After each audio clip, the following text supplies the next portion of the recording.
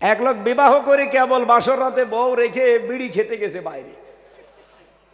হঠাৎ করে স্বামীর বোন এসে বলছে, ভাবি তুমি কি করবা জানি না, আমার কিন্তু ভাতিজা চাই।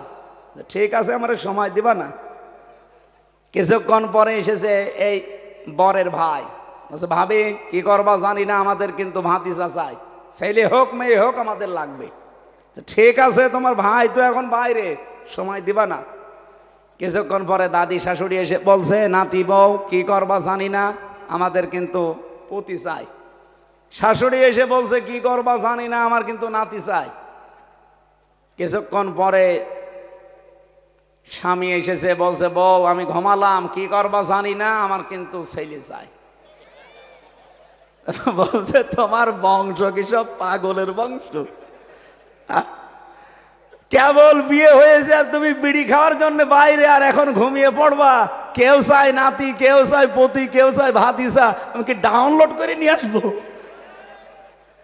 আমার 10 মাস 10 দিন সময় দেওয়া লাগবে না। এক কথা বলছে না কেন? এখনো তো 10 মাস 10 দিন হয়নি, কেবল চলছে 7.5 মাস। এক কথা বলেন না কেন? আপনারা যান, আমরাও চাই, অসুবিধা নেই। যেই যাক সামনে তারা যেন আয়াতানে লামে তাকিদের কথা মনে রাখে, কারণ তাকিদ হামজার না, তাকিদ রুহুল আমিনের না। কার? আল্লাহ বলেন অবশ্যই এর ভেতরে শিক্ষা আছে যারা জ্ঞানী তাদের জন্য।